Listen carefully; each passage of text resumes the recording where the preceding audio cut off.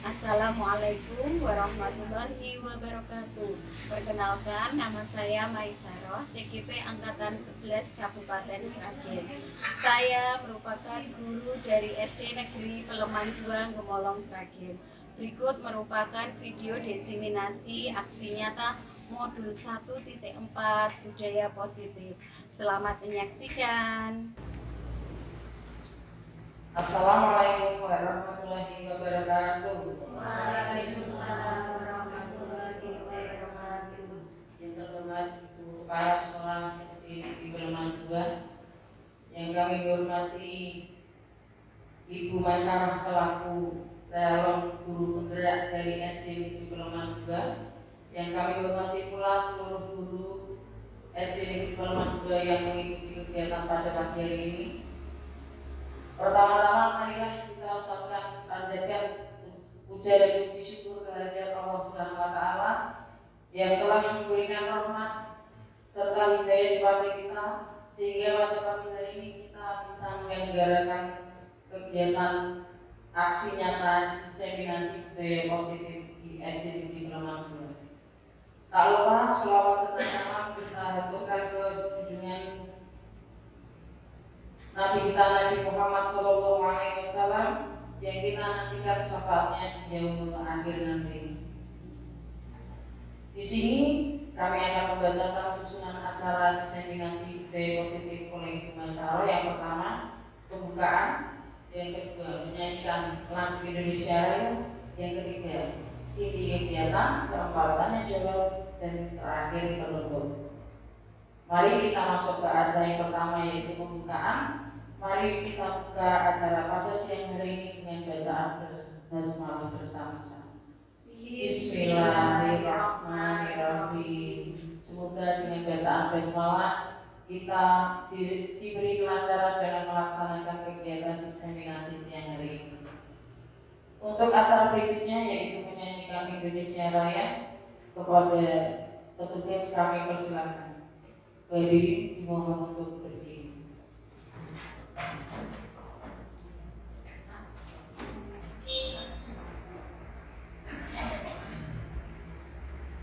Hiduplah Indonesia, Indonesia tanah airku, tanah tumpah darahku. Di sanalah aku berdiri, jadi pandu ibuku. Indonesia bangsa dan tanah airku, marilah kita bersatu, Indonesia bersatu. Hiduplah tanahku, hiduplah negeriku, bangsaku, rakyatku semuanya. Bangunlah jiwanya, untuk Indonesia Raya. Indonesia Raya, merdeka, merdeka, tanahku, negeriku yang ku cinta. Indonesia Raya, merdeka, merdeka, hiduplah Indonesia Raya.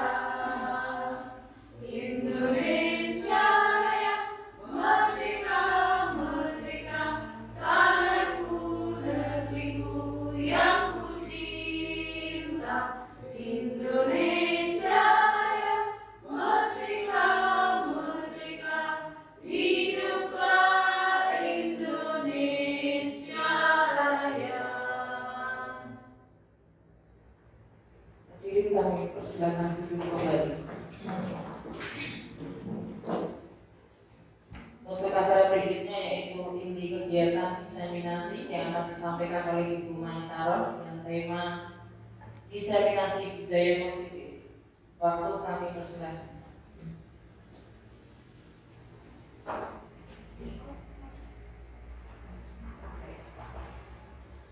Assalamualaikum warahmatullahi wabarakatuh.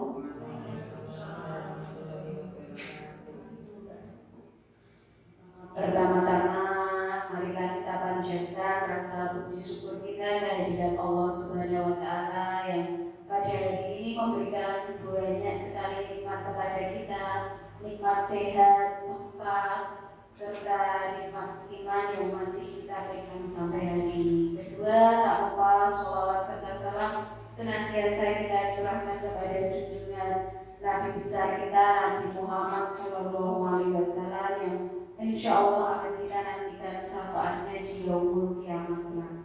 Kepada yang terhormat Kepala Sekolah SD Negeri Peleman 2 Ibu Amin MPD, dan yang saya hormati Bapak Ibu Guru SD Negeri Peleman 2 yang pada siang hari ini berkenan hadir dan mengikuti aksi nyata saya tentang diseminasi budaya positif.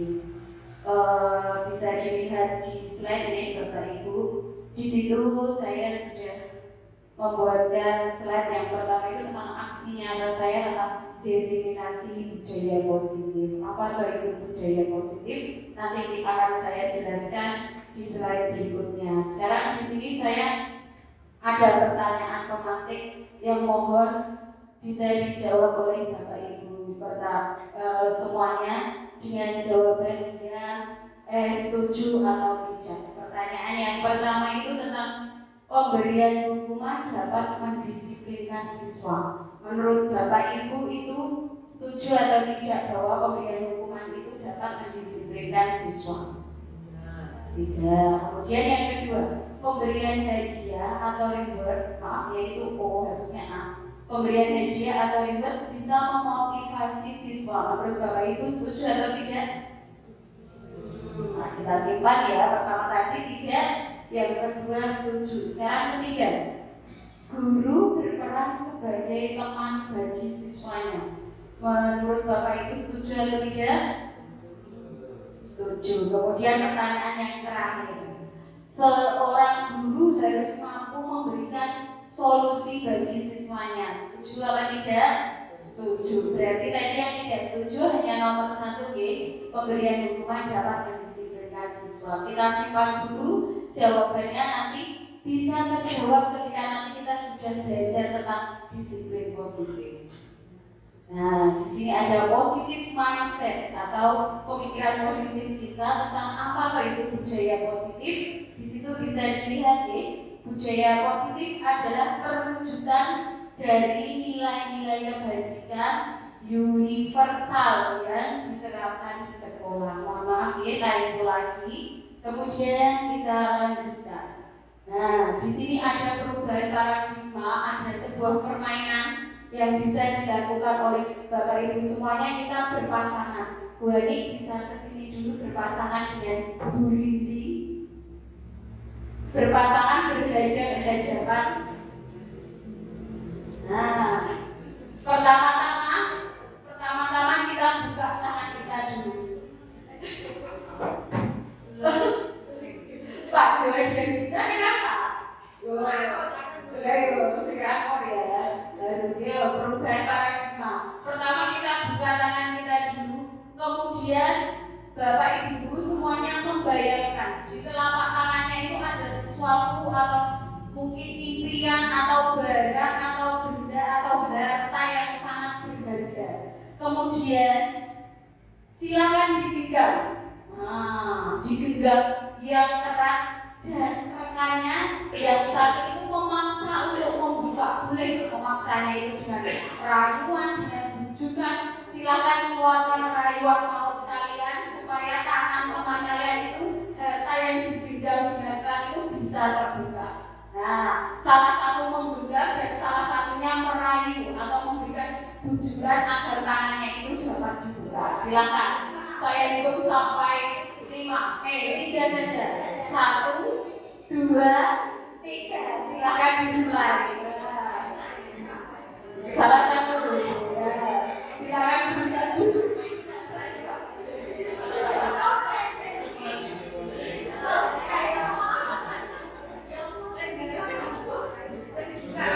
bisa berarti. Oh iya, hebat Sania. Tujuannya apa tadi dasarnya yang digunakan? Oh gitu, ada. Apa nih? Orang dibayangin. Kayak dibeli ya.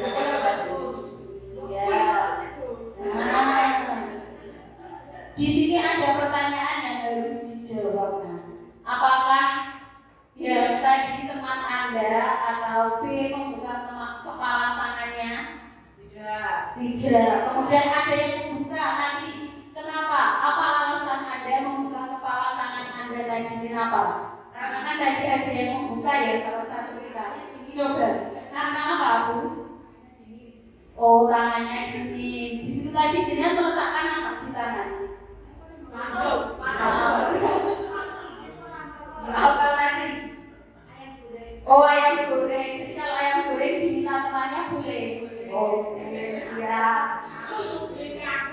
Kemudian yang kedua, apakah Anda menutup kepala tangan Anda? Iya. Mengapa? Apa alasan Anda tetap menutup kepala tangan tadi? Saya mau menutup. Kenapa? Berarti tangan suaminya. Oke, jadi dipertahankan ya, dijauhkan dari hal-hal yang tidak baik. Sip. Kemudian yang ketiga, dalam kegiatan ini sesungguhnya siapa yang memegang kendali atau kontrol untuk membuka maupun menutup kepala tangan? Siapa? Diri sendiri. Sip. Bagus sekali. Kita lanjutkan untuk slide berikutnya. Di sini ada disiplin positif dan nilai-nilai kebajikan universal. Kemudian kita akan belajar tentang perubahan paradigma belajar. Di sini ada teori kontrol dari Dr. William Blaser. Yang pertama itu tentang ilusi guru mengontrol murid. Kemudian ilusi bahwa semua penguatan positif, efektif dan bermanfaat. Kemudian di situ juga ada ilusi bahwa kritik dan membuat orang merasa bersalah dapat menguatkan karakter. Dan yang terakhir, ilusi bahwa orang dewasa itu memiliki hak untuk memaksa. Ini seperti ketika kita orang dewasa bisa memaksa itu, contohnya seperti kita menyuruh anak kita yang sudah punya anak, mungkin tahu pasti menyuruh misalnya, Kak tolong ambilin buku, Kak tolong ambilin tas. Lah nanti adiknya itu berpikiran, atau si kakaknya yang kita suruh tadi pasti punya pikiran, oh nih orang dewasa itu sukanya menyuruh, jadi dia nanti ke depannya juga akan ikut-ikutan. Ketika dia punya adik, dia pun akan memberikan hal yang sama. Misalnya, Dik tolong ambilin tas. Ketika adiknya tidak mau, biasanya apa? Biasanya apa yang dilakukan? Marah. Seperti itu ya. Kita lanjutkan. Kemudian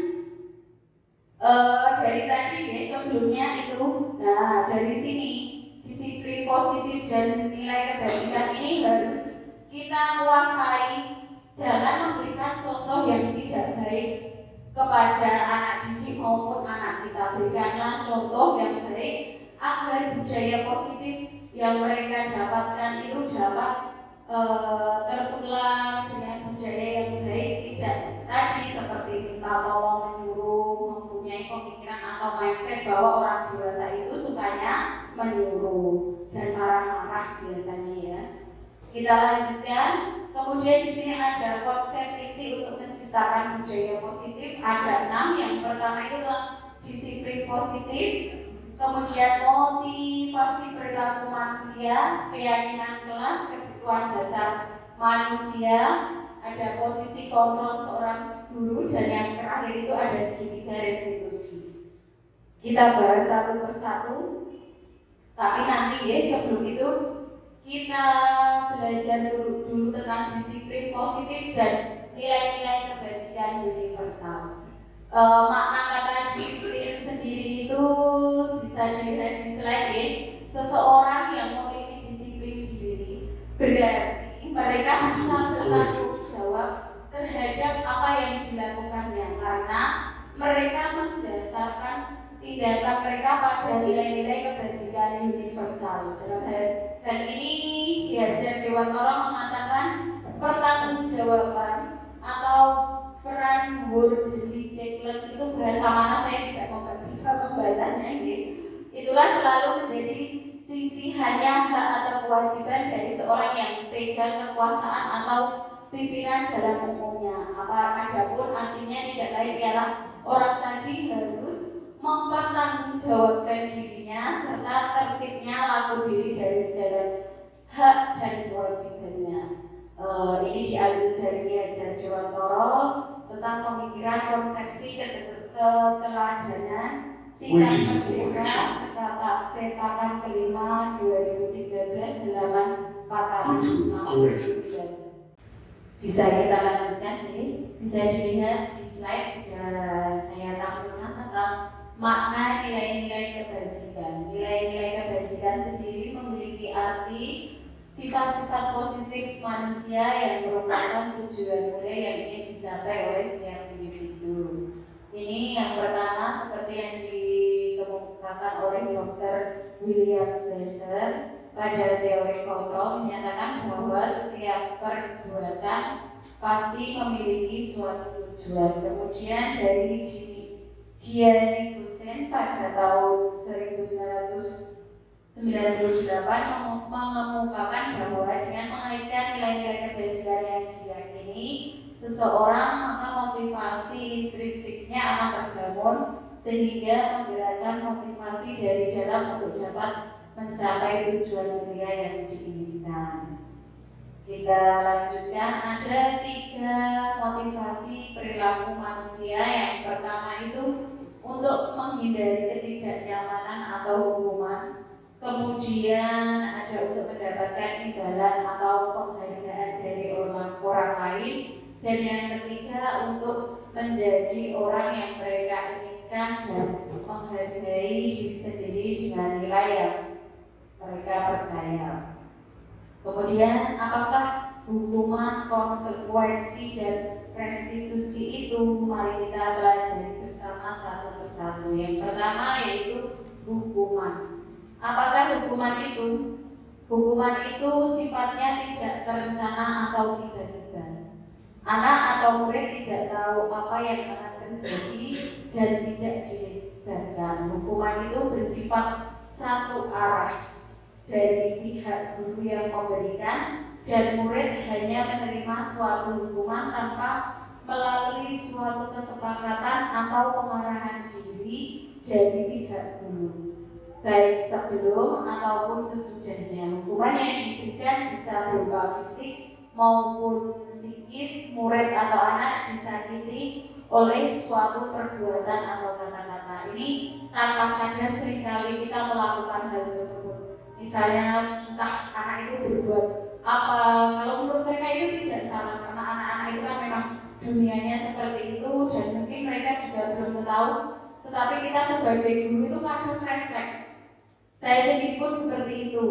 Kadang anak itu apa tiba-tiba keluar kelas, kita mau langsung marah-marah. Padahal di awal itu kita tidak memberitahu kalau ternyata keluar kelas tanpa izin itu tidak benar atau tidak boleh. Dan anak biasanya yang mendapatkan akibat dari perbuatan kita. Harusnya anak itu kalau tidak anak itu jangan dihukum seperti itu ternyata tidak baik.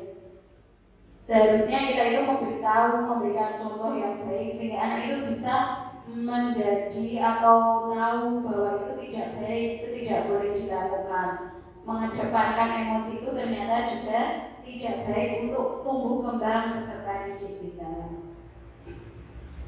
Kemudian selanjutnya ada konsekuensi. Kalau untuk konsekuensi ini biasanya sudah terencana atau sudah disepakati, sudah dibahas dan disetujui oleh murid serta guru. Umumnya bentuk-bentuk konsekuensi itu dibuat oleh pihak guru atau sekolahan. Murid sudah mengetahui sebelumnya konsekuensi yang akan diterima oleh murid tersebut bila melakukan pelanggaran.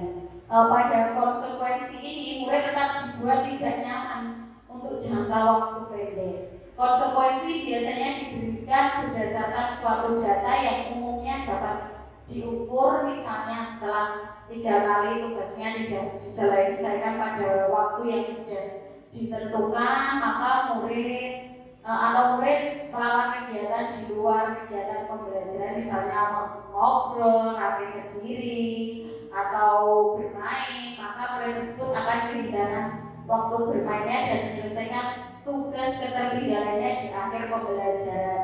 Kemudian peraturan dan konsekuensi itu mengikuti sudah diketahui sebelumnya oleh murid. Sikap guru di sini senantiasa memonitor murid. Misalnya peraturan yang ada di sekolah kita, biasanya kalau melanggar tidak membawa buku, kita catat di lembar atau kertas catatan di kelas, mungkin tidak membawa seragam lengkap, misalnya mengikuti upacara silakan berdiri di depan, seperti itu konsekuensi. Tapi murid sudah diberitahu, tetapi dengan sengaja dia melanggar, dan padahal dia juga sudah tahu konsekuensi yang akan diterima bila dia melanggar peraturan yang sudah ada.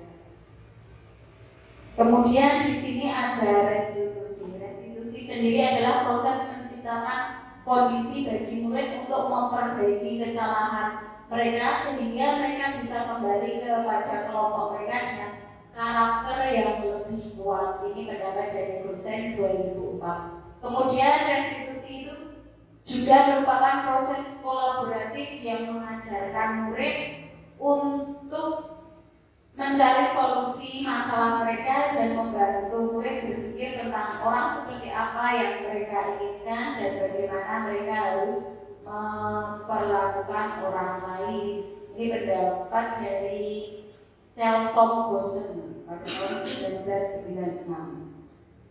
Nah, mari kita berlatih bersama. Menurut Bapak Ibu, ini termasuk hukuman atau konsekuensi. Nah, kalau menurut Bapak Ibu sendiri, lari mengelilingi lapangan basket sebanyak 2 kali itu konsekuensi atau hukuman? Hukuman. Kemudian membersihkan coretan yang dibuatnya di meja.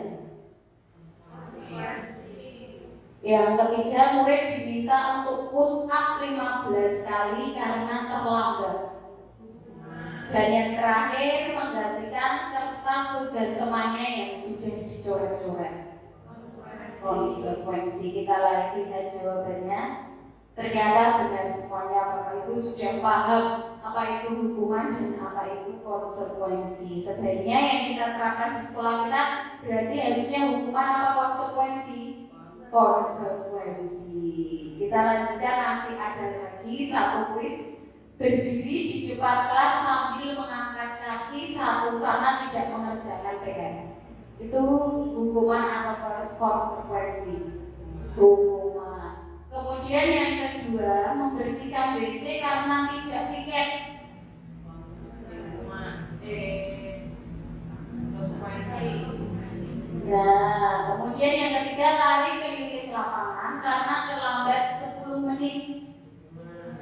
Kemudian yang terakhir, mencatat 100 kali dalam buku kalimat saya tidak akan terlambat sekolah lagi.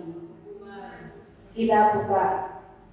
Ternyata konsekuensi Bapak Ibu yang benar itu hukuman dan yang nomor 1, berdiri di depan kelas sambil mengangkat kaki satu karena tidak mengerjakan PR. Itu kan tidak tertulis biasanya. Kalau membersihkan WC karena tidak piket, karena kan itu kesalahan dia sendiri. Karena tidak piket, akhirnya mendapatkan konsekuensi. Kemudian lari keliling lapangan itu biasanya kalau terlambat kita sudah membuat konsekuensi yang kita setujui bersama. Jadi itu termasuk konsekuensi. Dan terakhir, mencatat 100 kali dalam buku kalimat saya tidak akan terlambat sekolah lagi, termasuk konsekuensi.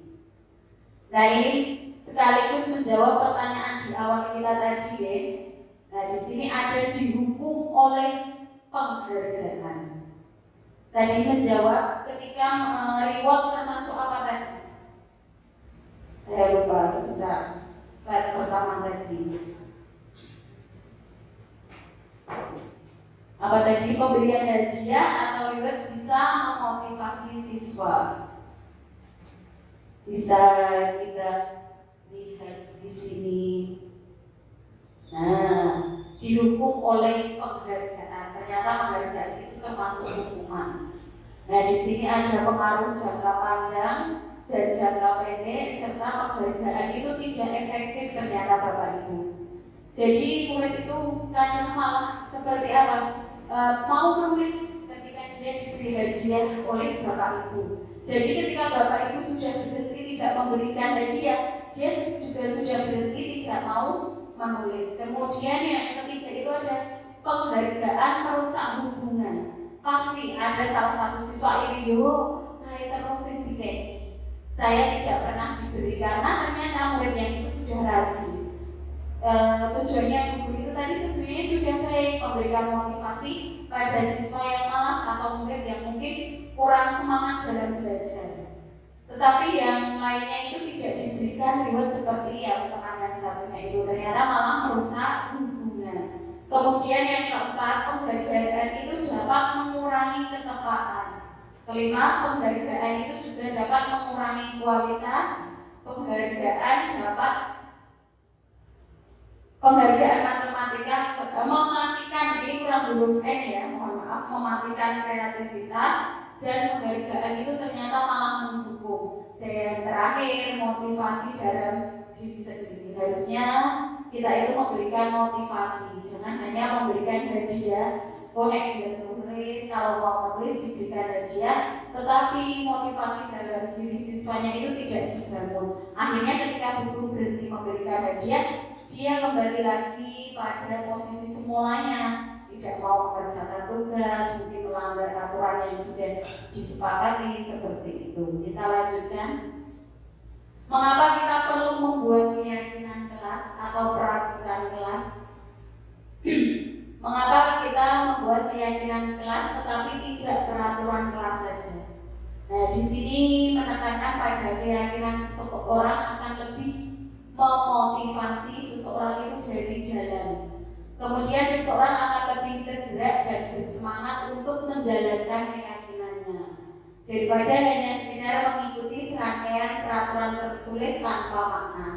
Murid-murid pun demikian, mereka perlu mendengarkan dan memahami arti sesungguhnya tentang peraturan-peraturan yang diberikan, apa yang dibajikan di balik peraturan tersebut, serta apa tujuan utamanya, dan menjadi tidak tertarik atau takut sehingga hanya sekedar mengikuti serangkaian peraturan yang mengatur mereka tanpa memahami tujuan mulianya. Jadi di sini kita sebaiknya membuat keyakinan kelas, bukan peraturan kelas, ya Bapak Ibu. Di sini keyakinan kelas sendiri adalah nilai-nilai kebajikan atau prinsip universal lepas dari perbedaan agama, suku, negara, dan bahasa. Menurut Gosen, suatu keyakinan akan lebih memotivasi seseorang dari dalam atau intrinsik. Seseorang akan lebih bersemangat untuk menjalankan keyakinannya daripada hanya sekedar mengikuti peraturan yang mereka tidak tahu apa itu makna dari peraturan. Kalau keyakinan itu biasanya kita buat sendiri, kita beritahu kepada anak-anak kenapa kita harus melakukan ini, kita berikan pengertian. Dan keyakinan itu kita buat, kita setujui, kita sepakati bersama. Contoh dari keyakinan atau peraturan yang kita buat tadi. Mengapa kita memiliki peraturan tentang menggunakan helm pada saat berkendara? Keyakinan yang ingin kita bangun adalah kenapa kita memakai helm saat berkendara? Nah, harusnya kita menjelaskan itu karena helm itu berguna untuk keselamatan kita ketika terjadi kecelakaan, kepala kita tetap terlindungi. Kemudian kita buat keyakinan mengapa kita memiliki peraturan tentang penggunaan masker dan mencuci tangan setiap saat. Untuk kesehatan, seharusnya anak-anak diberikan pengertian seperti itu. Ketika kita batuk pilek, kita harus menggunakan masker agar tidak menulari temannya. Kita yakinkan, kita tekankan kepada anak didik kita. Dan yang terakhir, kita harus mencuci tangan setiap memegang sesuatu ataupun ingin makan agar kuman-kuman yang ada di tangan itu pergi atau hilang. Selanjutnya di sini saya kemarin sudah mempraktekkan tentang cara pembuatan keyakinan kelas. Silakan disaksikan videonya Bapak Ibu.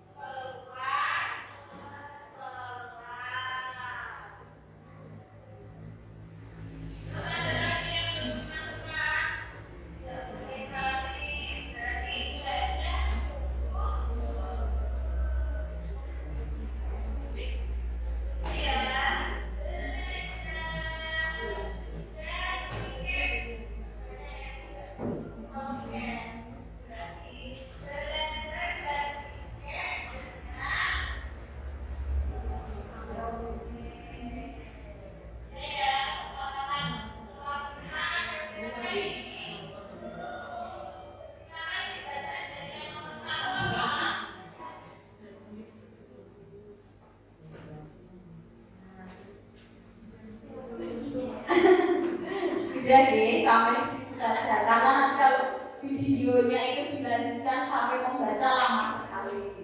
Jadinya hanya sampai ketika kita mengubah kalimat-kalimat dari siswa yang tidak boleh membuang sampah sembarangan, kita ubah menjadi kalimat positif. Misalnya, buanglah sampah pada tempatnya. Kemudian ada bukti tadi, tidak boleh bully. Itu kalau membuat keyakinan kelas itu tidak boleh digunakan, tetapi bahasanya yang bagus atau bahasa yang positif itu menyayangi sesama teman. Di sini ada dokumentasi ketika anak-anak menempelkan keyakinan kelas yang sudah dibuat kemarin. Kemudian di sini juga saya tuliskan prosedur pembuatan keyakinan kelas. Bisa dilihat ya Bapak Ibu. Yang pertama itu kita mempersilahkan seluruh siswa memberikan ide tentang peraturan kelas yang akan disepakati. Kemarin itu videonya sebenarnya full dari itu, tetapi kalau saya masukkan ke slide terlalu lama, jadinya hanya saya potong sampai di situ tadi. Kemudian yang kedua itu mencatat semua peraturan yang ingin dibuat oleh siswa. Ketiga, mengganti kalimat negatif menjadi kalimat positif seperti yang sudah saya berikan contoh tadi. Dan yang keempat, setelah mengubahnya kita tinjau kembali curahan yang dikeluarkan dan dikelompokkan. Kemudian setelah selesai disusun kembali keyakinan apa yang akan dibuat. Dan yang keenam, meninjau dan menyetujui dengan menandatanganinya serta menempelkan di dinding kelas. Kita lanjutkan ya. Nah, di sini ada posisi kontrol restitusi. Di situ ada penghukum, pembuat orang merasa bersalah, teman, pemantau, dan yang terakhir manajer. Tulisannya terlalu kecil-kecil, kita lewati saja. Kita saksikan video berikut.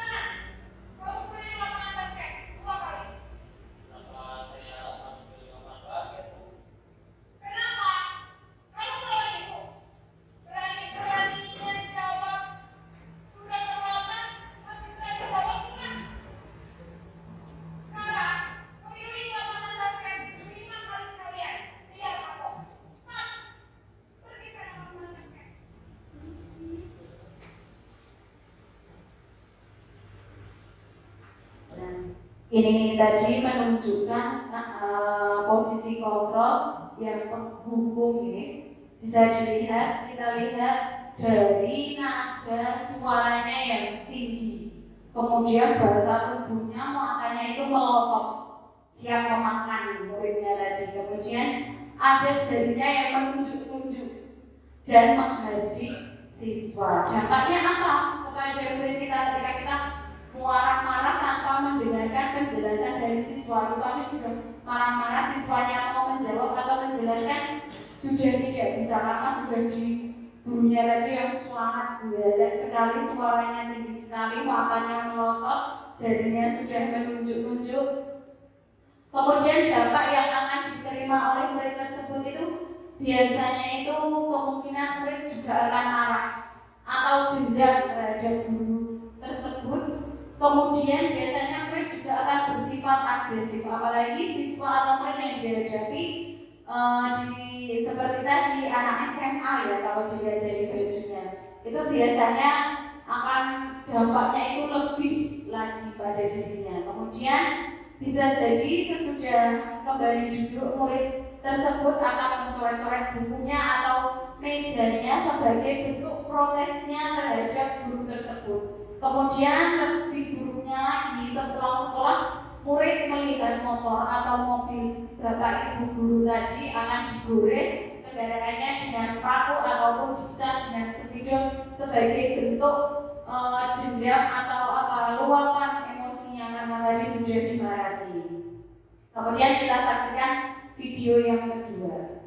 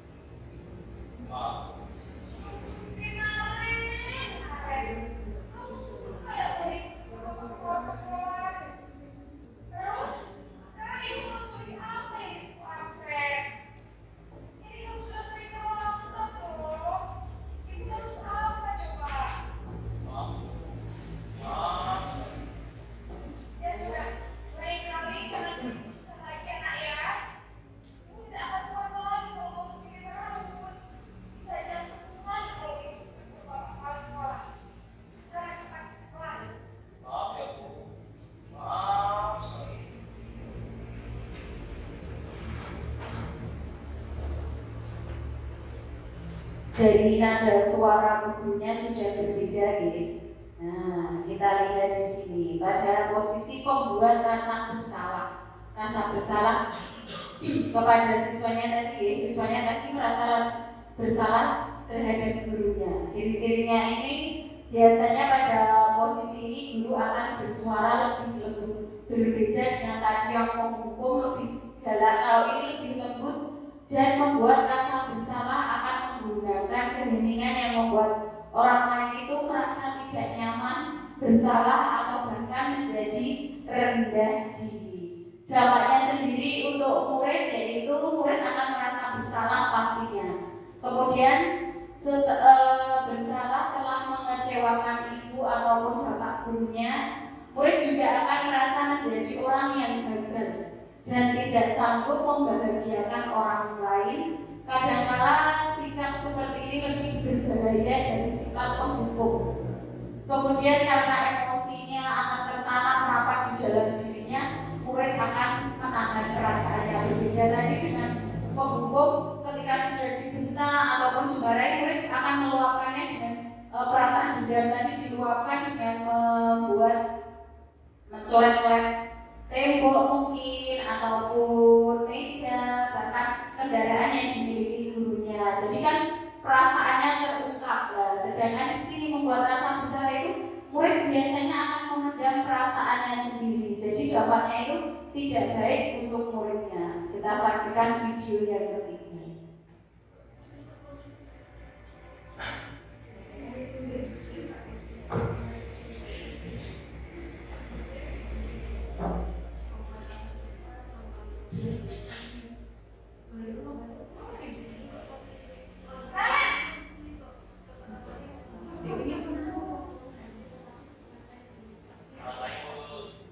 Wah, sudah jam berapa ini, Nak? Malam lagi ya, sayang.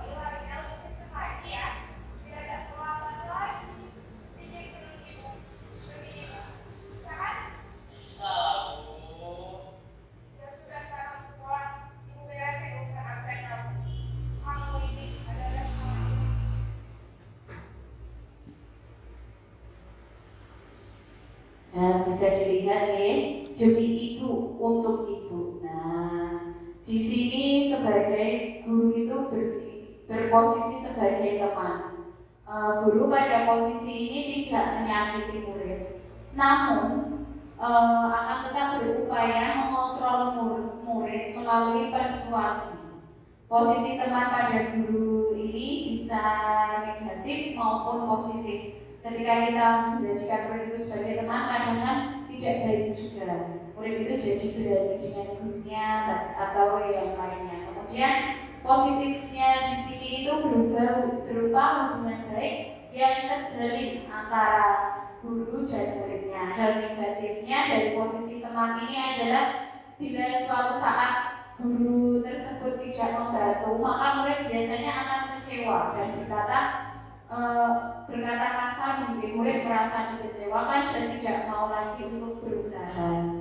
Sedangkan dampaknya untuk murid sendiri itu, murid akan merasa senang, akrab dengan guru.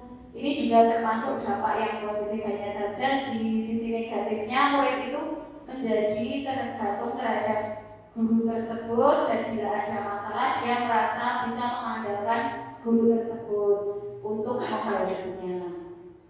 Video yang keempat, posisi teman.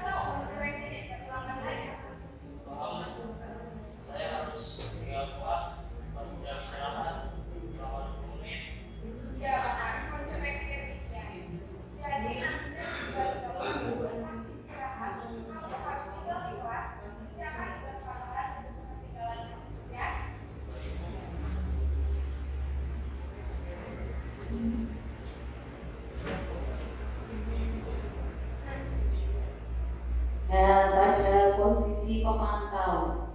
Memantau itu sendiri berarti mengawasi. Pada saat kita mengawasi, kita bertanggung jawab atas perilaku orang-orang yang kita awasi. Posisi pemantau di sini berdasarkan pada peraturan-peraturan dan konsekuensi yang akan diterima. Murid di sini memahami konsekuensi yang harus dijalankannya karena telah melanggar salah satu peraturan sekolah. Guru tidak menunjukkan suatu emosi yang berlebihan, jadi guru juga bisa mengontrol emosinya dan menjadi marah atau membuat merasa berbuat salah terhadap muridnya tadi. Kemudian video yang kelima, posisi manajer.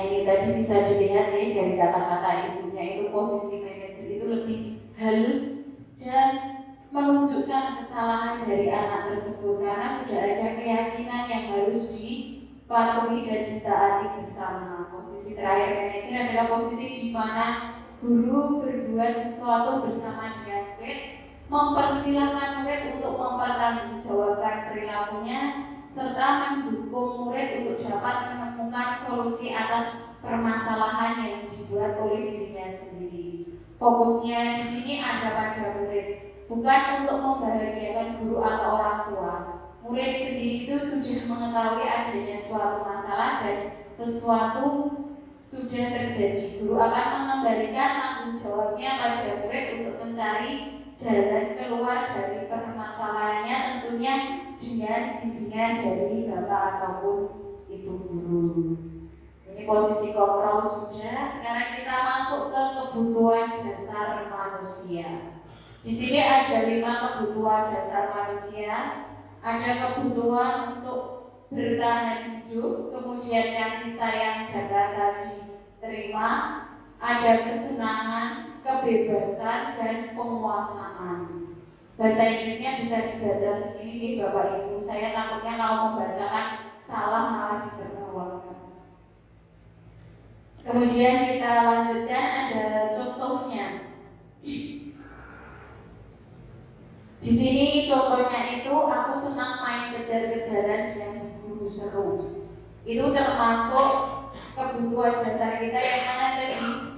Kalau aku berkejar-kejaran dengan guru itu merasa senang. Berarti kebutuhan dasar apa yang coba dipenuhi untuk murid tersebut?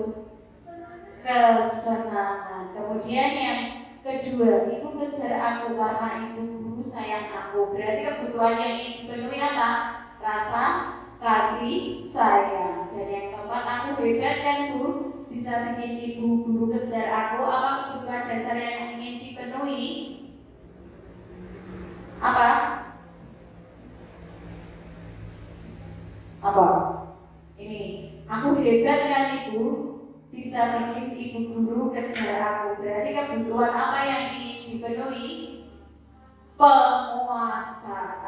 Kemudian yang terakhir, aku bosan belajar mewarnai terus di dalam kelas. Berarti apa? Kebebasan. Kita langsung berlanjut materi yang terakhir kayak ini tentang segitiga restitusi. Segitiga restitusi di sini adalah suatu proses dialog yang dijalankan oleh guru atau orang tua agar dapat menghasilkan murid yang mandiri dan bertanggung jawab. Nah, di sini ada bagiannya. Segitiga restitusi itu biasanya menanyakan keyakinan, memvalidasi tindakan yang salah, menanyakan keyakinan, dan yang terakhir itu menstabilkan identitas. Contohnya itu biasanya seperti tadi ya, pada video yang guru bersikap sebagai manajer itu tadi menggunakan pola segitiga restitusi. Keyakinan jelas apa yang telah kita sepakati, biasanya seperti itu. Kemudian kamu ingin menjadi orang yang seperti apa? Kamu tentunya punya alasan mengapa melakukan seperti itu. Seperti tadi ya, contoh di video tadi. Kita lanjutkan saja. Di sini ada 3 tahapan yang sudah saya jelaskan tadi. Ada menstabilkan identitas. Teori kontrolnya itu kita semua akan melakukan hal terbaik yang bisa kita lakukan. Kemudian ada juga validasi tindakan yang salah. Dan yang terakhir itu menanyakan keyakinan. Sudah, terakhir penutup Bapak Ibu. Dalam penerapan program disiplin positif, hendaknya guru itu memiliki standar kepribadian, profesional dan sosial yang baik, di mana guru mampu merefleksikan dirinya dalam posisi kontrol saat ini. Bagaimana perjalanan dirinya sebagai AO atau manajer yang mampu menuntun murid-muridnya menjadi insan mandiri, merdeka, bertanggung jawab. Terima kasih atas perhatiannya, kurang lebihnya saya mohon maaf. Wabillahi taufiq wal hidayah. Wassalamualaikum warahmatullahi wabarakatuh. waktu saya kembalikan kepada moderator.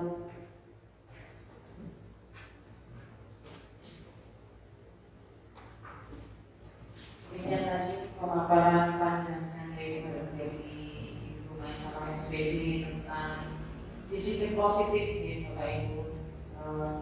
Hal yang sangat berkaitan erat dengan dunia kita sebagai guru, di mana dalam kehidupan kita sehari-hari di sekolah, di kelas seringkali menemukan anak-anak yang dengan berbagai tingkah polanya yang kadang membuat kita itu juga bingung sendiri. Kadang mau sebagai penghukum, tapi kok ya jadi rapas. Kadang mau sebagai manajerial, tapi kok ya berusaha kayak manajerial gitu, atau malah kalau gebrek gitu. Jadi kadang posisi kita sebagai pengajar itu memang tidak mudah. Kita benar-benar harus bisa melihat dan menempatkan diri sebagai seorang pendidik itu bagaimana sehingga apa yang kita lakukan itu tidak menyalahi program kita sebagai pendidik maupun tidak mengambil hak anak sebagai peserta didik. Untuk acara berikutnya yaitu tanya jawab. Monggo apabila ada pertanyaan dari Bapak Ibu yang bisa ditujukan kepada Ibu Maisarah berkaitan dengan materi disiplin positif yang dipaparkan pada hari ini. Monggo, ada pertanyaan? Kalau tidak ada mungkin saya yang akan bertanya kepada Bapak Ibu. Dari pemaparan Ibu Maisarah kita, kira-kira bagaimana pendapat Bapak Ibu guru semua? Kita sebagai guru sebaiknya memposisikan diri sebagai apa menurut Bapak Ibu guru sekalian yang pas. Satu pertanyaan satu, Anda pada saat hari ini kira-kira Anda berada di posisi mana? Sebagai penghukum kah? Atau yang lain? Bu Ribi bisa menjawab. Apakah saya sudah sebagai manajerial yang diharapkan dari pemaparan masalah tadi, atau sebagai penghukum, atau yang mana? Untuk mengingat kembali macam-macam posisi guru, bisa dibuka slide-nya dulu misalnya.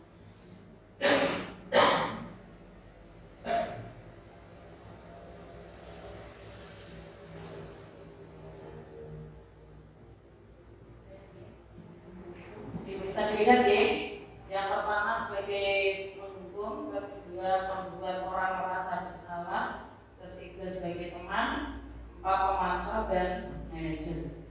Monggo Bu Ribi bisa memaparkan jawabannya.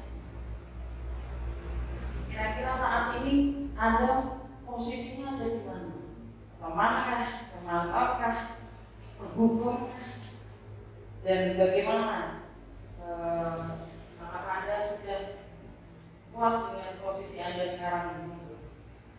Kalau saya sejauh ini sebagai membuat orang merasa bersalah, tapi sebenarnya tidak bagus. Tapi sebaiknya saya seharusnya menjadi seorang manajer.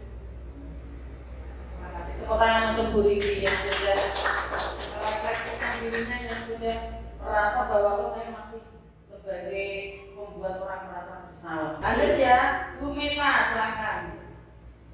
Anda saat ini posisi kontrol sebagai apa?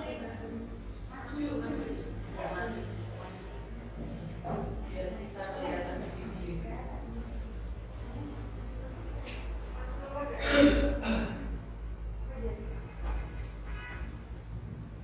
Terima kasih Bu Haji. Saat ini saya masih menjadi seorang penghukum karena banyak anak-anak yang kelas 2 itu membuat kesalahan. Sebenarnya bukan hukum ya, tapi saya memberikan konsekuensi biar tidak melakukan lagi kesalahan yang sama. besarnya saya bisa menjadi teman untuk anak didik saya. Terima kasih. Ya, terima kasih jawabannya Bu Mita. Tepuk tangan untuk Bu Mita. Kita ya sudah jujur mengakui saat ini posisinya sebagai pendukung, tapi memang kadang di lapangan ini seperti itu gitu Bu Mita. Jadi Bapak sebuah proses kita semakin dari semoga kita bisa memperbaiki. Lanjut untuk Bu Putri. Saat ini saya dalam posisi menghukum anak-anak yang melanggar kesepakatan kelas Bu. Seperti contohnya tidak memakai sepatu habis sholat, tidak dipakai lagi. Nah, saya hukum sepatunya saya lempar. Terus contoh lagi, ada murid saya itu rame, nggak memperhatikan pelajaran, sudah 1 kali, 2 kali, sampai 3 kali saya nasihati, tapi tidak mendengarkan, mengabaikan. Terus saya suruh mengikuti pelajaran di kelas 2. Seperti itu Bu. Ya, terima kasih. Tepuk tangan untuk Ibu dan Bu Putri. Karena memang kadang di lapangan itu tidak semudah teori ya Bu Putri. Karena kita sudah melihat anak yang posisi ya jiwa singanya untuk pesannya monggo bisa direfleksikan sebagai apa kira-kira.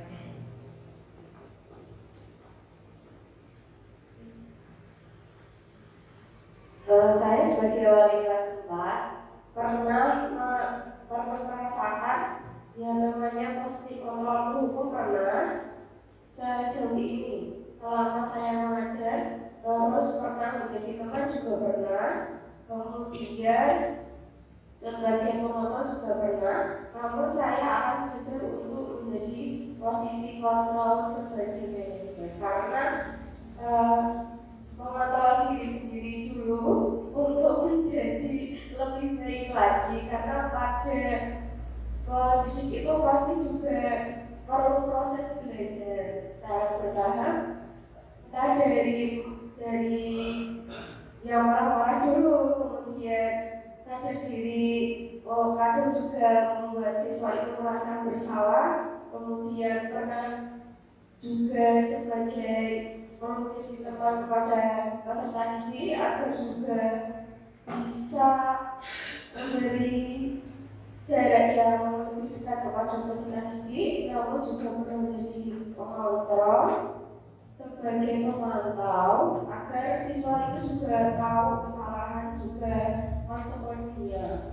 Kemudian yang terakhir saya akan belajar untuk menjadi manajer.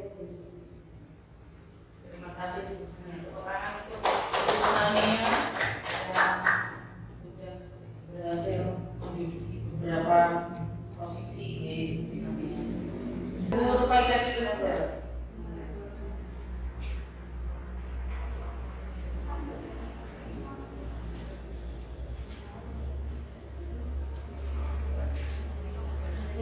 Saya sebagai guru mapel terutama untuk kelas 1 sampai kelas 6 hampir merasakan semua posisi juga. Sebagai penghukum pasti juga pernah, membuat merasa bersalah pernah, sebagai teman juga sering, sebagai pemantau terkadang, kalau sebagai manajer mungkin belum terlalu, masih berusaha sesekali. Kenapa menjadi penghukum membuat orang merasa bersalah dan hampir semuanya? Karena setiap anak itu karakternya masing-masing, penanganannya juga berbeda-beda. Ada yang ketika dihukum mempan, ada yang tidak, atau hanya diberitahu paham, juga ada yang paham, ada yang tidak. Kalau yang besar kelas atas itu biasanya kalau enaknya memberitahu Pak sebagai teman karena mereka sudah dari segi pemikiran dan sikap mungkin berbeda. Tetapi sebisa mungkin saya pribadi akan belajar menjadi manajer dan pemantau sebisa mungkin. Terima kasih tepuk tangan untuk Bu Ida. Selanjutnya Pak Suhan, monggo.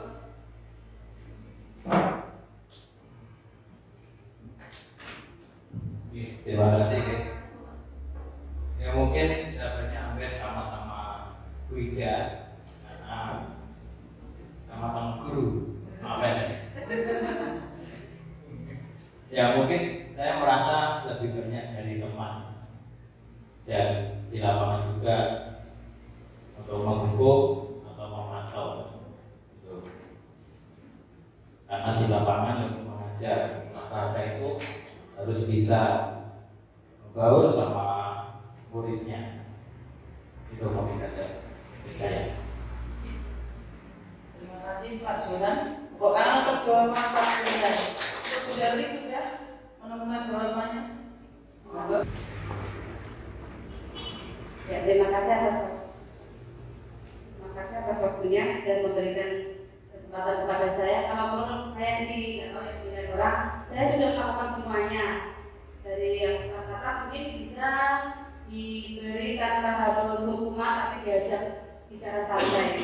Tapi untuk yang kelas bawah, kayaknya nggak apa-apa deh kalau hanya dikasih bicara, oh sini itu nggak bisa. Jadi saya biasanya pakai hukuman, walaupun hukuman itu mungkin bukan fisik atau apa ya, saya minta atau apa untuk kelas 1 karena apa ya, tidak mengerti kata-kata yang kita keluarkan itu, mereka kayaknya belum paham. Nah, kebiasaan di rumahnya seperti itu atau tidak, saya juga tidak tahu. Nah, kalau membuat orang merasa bersalah, kayaknya ya pokoknya cuma dari teman iya, pemantau iya, manajer insya-Allah. Terima kasih. Terima kasih. Tepuk tangan untuk Bu Darli. Kemudian tadi pemaparan dari seluruh guru Masyarakat. Selanjutnya silakan kita jawab dari teman-teman tadi, dan selanjutnya silakan diberi tips dan trik bagaimana supaya kita bisa mengupgrade diri supaya bisa menjadi posisi manajer. Monggo. Terima kasih, sedikit menambahkan di Bapak Ibu. Menyimpulkan dari pemaparan Bapak Ibu semua tadi, berarti kita itu sebenarnya sebagai guru juga harus bisa memposisikan. Tetapi alangkah baiknya kita memang seharusnya itu menghindari posisi kita sebagai penghukum. Karena anak itu, saya sendiri pun masih seperti itu Bapak Ibu. Saya itu kadang-kadang juga masih ketika melihat anak itu secara tidak langsung itu emosi kita meluap. Saya juga pernah mengalami menjadi posisi penghukum, membuat orang merasa bersalah, itu malah saya sering sekali.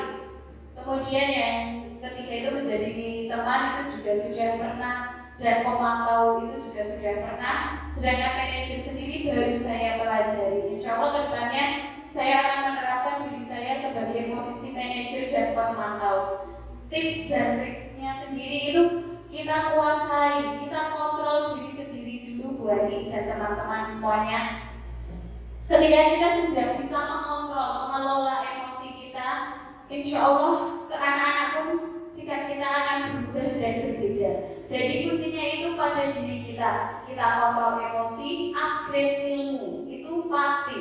Kita belajar lebih banyak sekali jumlah, banyak sekali sumber-sumber yang bisa kita pelajari, bagaimana cara menangani pola asuh anak beserta didik yang baik untuk kita sebagai guru. Karena guru itu kan selain menjadi pendidik, kita juga sebagai orang tua, tempat berlindung anak kita di sekolahan. Kalau gurunya saja sudah tidak bisa kita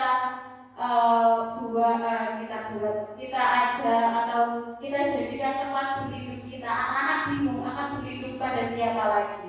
Karena biasanya kalau di rumah itu seperti Bu Darli tadi bicara, mungkin di rumah seperti ini, seperti itu. Jangan, kita tidak boleh menjudge anak seperti itu. Karena ketika anak itu di rumah sudah mendapatkan pola asuh atau pendidikan yang keras dari orang tuanya, dia ke sekolah itu sebenarnya meminta perlindungan dari kita. Nah, itu PR kita sebagai bapak ibu guru. Bagaimana cara kita merubah anak tersebut dari karakternya yang mohon maaf mungkin pecicilan atau mungkin suka menjahili temannya atau mungkin sering melakukan kesalahan, itu bagaimana posisi atau sikap kita sebagai guru bisa merubah atau memperbaiki karakter kebiasaan buruk dari anak tersebut. Itu tadi Bu Ani, kuncinya itu satu, kontrol emosi kita sendiri. Kemudian ketika kita masuk ke kelas itu berikan senyuman, terus berikan penampilan yang bagus, penampilan yang ramah kepada peserta didik kita. Dan yang ketiga, upgrade ilmu kita agar kita bisa mengetahui apa kebutuhan dari peserta didik kita, karena peserta didik itu mempunyai atau memiliki karakternya masing-masing. Setiap anak itu unik, setiap anak itu memiliki kelebihan dan kekurangannya masing-masing. Seperti murid saya ya Bu Yudi tadi, Yudis itu memang sukanya itu tiduran di bawah, tetapi baiknya Yudis itu tidak pernah marah ketika diejek ataupun dimarahi Bapak Ibu guru. Itu termasuk kelebihannya dari Yudis. Jadi kita kita belajar lagi sebagai guru, upgrade ilmu kita seperti itu. Terima kasih Bu Ani, saya kembalikan.